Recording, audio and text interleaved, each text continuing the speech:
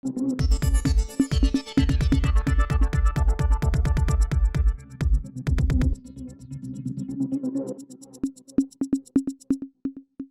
Focus Tamil நேயர்களுக்கு வணக்கம். தமிழ்நாடு ஒரு வளர்ந்த மாநிலம். மற்ற மாநிலங்களை விட முற்போக்கா சிந்திக்கக்கூடிய ஒரு பெரிய அர்பன் அப்படின்னு நம்ம பெருமைப்பட்டிருக்கோம். ஆனா தமிழ்நாடு மாதிரியான வளர்ந்த மாநிலத்திலையும் சாதிய பிரச்சனைகள் இருக்கதான் செய்யுது. இங்கேயும் சாதிய மையமா வச்சு ஒடுக்கப்பட்ட மக்கள் மீது நடக்கிற வன்முறைகள் அங்கொன்னும் இங்கொன்னும் நடந்துட்டு தான் இருக்கு. கவின் படுகொலை, வேங்கை வயல், சின்னதுரை மீதான தாக்குதல் இப்படின்னு வெளியே வந்த சம்பவங்கள் ஒன்று ரெண்டுனா வெளியே வராத சம்பவங்கள் இன்னும் நிறைய இருக்கு. 2019 இருந்து 2021 வரையிலான 3 ஆண்டுகள்ல எஸ்சி மக்களுக்கு எதிரான குற்றங்கள் அதிகரிச்சிருக்குன்னு ஒரு தரவு சொல்லுது. அதாவது இது சம்பந்தமா 2019 1175 வழக்குகளும் 2021 1969 வழக்குகளும் பதிவு செய்யப்பட்டிருக்கு. கிட்டத்தட்ட 3 ஆண்டுகள்ல 68% அதிகரிச்சிருக்கு. இதெல்லாம் வச்சு பார்க்கும்போது தமிழ்நாடு இன்னும் சமூக அடிப்படையில முன்னேறலையோ அப்படின்ற ஒரு கேள்வியும் எழுது. தமிழ்நாடு ஒரு பக்கம் கல்வி, பொருளாதாரம் இந்த பிரிவுகளை முன்னேறி வந்தாலும் இன்னொரு பக்கம் இங்க சாதிய பிரச்சனைகளும் அதிகரிச்சுட்டே தான் வருது. இதுக்கு உதாரணமா கடந்த சில வருடங்களில் நடந்த நிறைய சம்பவங்களை சொல்லலாம். ரொம்ப முக்கியமா சொல்லணும்னா மேல்பாதி கிராம பிரச்சனை. விழுப்புரம் மாவட்டம் மேல்பாதி கிராமத்தில் உள்ள திரௌபதி அம்மன் கோவில்ல இரு சமூகத்தை சேர்ந்த மக்களுக்கு அந்த கோவில்ல வழிபாடு நடத்துவது தொடர்பாக பிரச்சனை ஏற்படுது. ஒரு சமூக மக்கள் என்ன சொல்றாங்கன்னா, இவங்களை இந்த இடத்துக்குள்ள விட மாட்டோம், எங்க கோவில் இது, நாங்க விட மாட்டோம் அப்படின்னு சொல்றாங்க. இன்னொரு சமூக மக்கள் எங்களுக்கு இதுல உரிமை இருக்கு அப்படின்னு கேட்கறாங்க. இந்த விவகாரத்துல அரசாங்கம் கடைசியில அந்த கோயிலை பூட்டி சீல் வைக்கிறாங்க. இதுல அரசாங்கம் எடுத்த நடவடிக்கை அப்ப சர்ச்சையாச்சு. இந்த சமூக மக்கள் என்ன கேட்டாங்க, அந்த கோவில்ல வழிபடுறதுக்கு அனுமதி கேட்டாங்க. ஒரு அரசாங்கம் இந்த இடத்துல அந்த சமூக மக்களுக்கான வழிபாட்டு உரிமையை வாங்கி தந்திருக்கணும். ஆனா அரசாங்கம் யாருமே வழிபட முடியாத அளவுக்கு கோயிலுக்கு வந்து சீல் வைக்கிறாங்க. அதுக்கப்புறமா நீதிமன்ற உத்தரவுக்கு அப்புறமா கோவில் திறக்கப்பட்டு இந்த மக்கள் அங்க அனுமதிக்கப்படுறாங்க. அது வேற விஷயம். இதே மாதிரி தமிழ்நாட்டுல நிறைய கோவில்கள்ல பிரச்சனை இருக்கு. உதாரணமா திருவள்ளூர் மாவட்டம் வலதம்பேடு கிராமத்துல இருக்க எட்டியம்மன் கோவில், சேலம் மாவட்டத்தில் இருக்க தீவட்டிப்பட்டி கிராமத்தில் உள்ள மாரியம்மன் கோவில், இப்படி நிறைய கோவில்களை பட்டியலிட்டு சொல்லலாம். அடுத்ததா ஆணவ படுகொலை விவகாரத்துல இளவரசன்ல இருந்து கவின் படுகொலை வரைக்கும் நம்ம வந்து தொடர்ச்சியா பேசிட்டு தான் இருக்கோம்.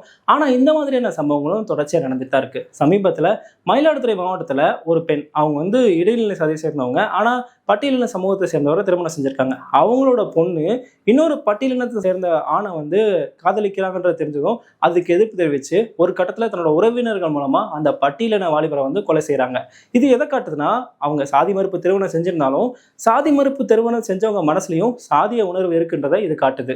ஒடுக்கப்பட்ட மக்கள் மீதான வன்முறைகளை தடுக்க அவங்களுக்கு அதிகாரம் அளிக்கணும். அவங்களுக்கு அதிகாரம் கொடுக்கறதுக்காக அரசியல் சாசனம், இடஒதுக்கீடு, தனி தொகுதி இந்த மாதிரியான சில விஷயங்கள் மூலமா வழிவகை செய்யுது. அதை பயன்படுத்தி அதிகாரத்துக்கு வந்தாலும் அதை சரியா பயன்படுத்த முடியறது இல்லை. இப்போ உதாரணமா பட்டியலினத்தை சேர்ந்த ஊராட்சி மன்ற தலைவர்கள், அதாவது தனி தொகுதிகளில் போட்டியிட்டு வெற்றி பெற்ற பட்டியலினத்தை சேர்ந்த ஊராட்சி மன்ற தலைவர்களுக்கு வந்து சரியான மரியாதை கொடுக்கறது இல்லை, அவங்களுக்கு உட்கார சேர் கொடுக்கறது இல்லை, அவங்களை கொடியேற்ற விடுறதில்ல. இந்த மாதிரியான செய்திகளை இப்போ நம்ம வந்து படிச்சுட்டு தான் இருக்கோம். சசிகுமார் நடித்த நந்தன் திரைப்படத்தை பார்த்தீங்கன்னா உங்களுக்கே புரியும்.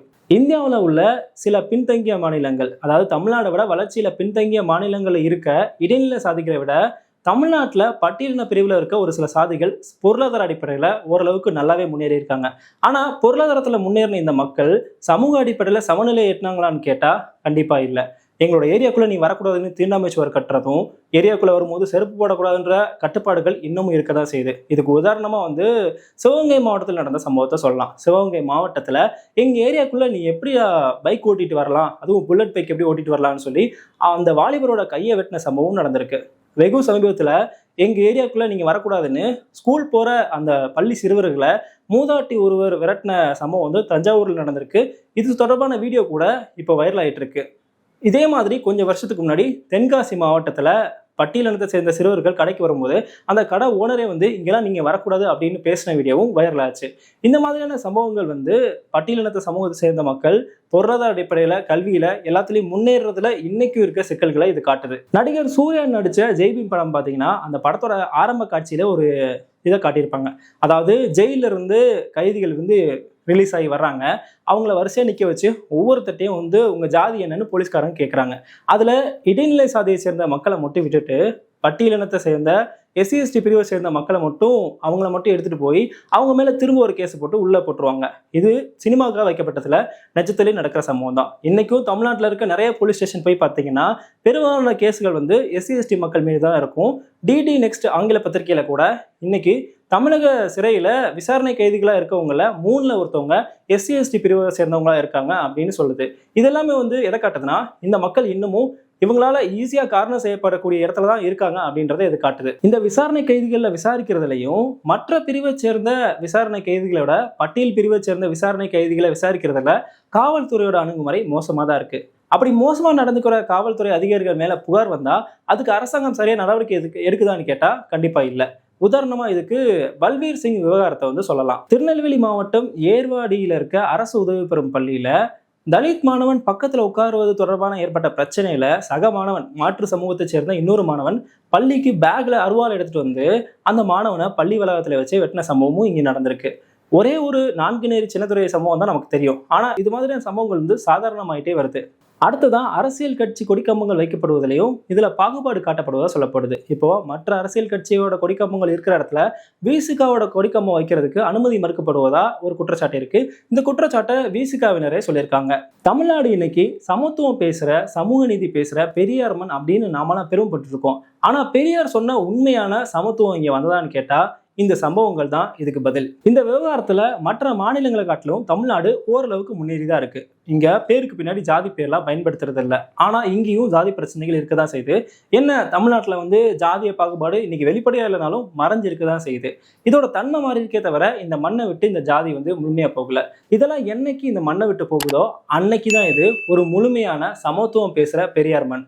அதை அடையிறதுக்கான ஒரே வழி ஒரு மாற்றம் வரணும். நாம எல்லாருமே சமோன்ற அந்த ஒரு எண்ணம் நம்ம எல்லாருக்குள்ளேயும் இன்னும் ஆழமா வரணும். அதை செய்ய வேண்டிய ஒரு கடமை நம்ம எல்லாருக்குமே இருக்கு. குறிப்பா இந்த விஷயத்துல அரசாங்கத்துக்கு இதுல கூடுதல் பொறுப்பே இருக்கு. இந்த ஜாதி பிரச்சனையில அரசாங்கம் எடுத்த நடவடிக்கைகள் பெருசாவே இல்லை.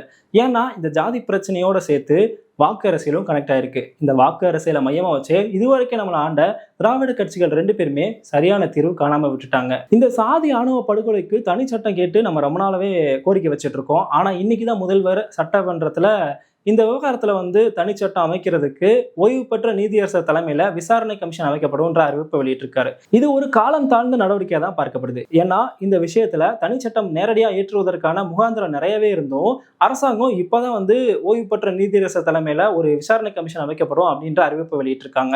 ஏற்கனவே பள்ளிகளில் நடந்த வன்முறை சம்பவங்களை தடுக்கிறதுக்காக ஓய்வு பெற்ற நீதியரசர் சந்துரு தலைமையில அமைக்கப்பட்ட விசாரணை கமிஷன் பரிந்துரைச்ச பரிந்துரைகள் மீதான அரசாங்க நடவடிக்கைகள் என்னன்ற கேள்வி இங்க இருக்கும்போது இந்த ஒரு நடவடிக்கையும் வரப்போற தேர்தலை மையமா வச்சு எடுக்கப்பட்ட ஒரு நடவடிக்கையா தான் பார்க்கப்படுது. இந்தியாவிலே பின்தங்கிய மாநிலமா இருக்க ராஜஸ்தான் கூட இதுக்கு தனி சட்டம் ஏற்றிருக்காங்க.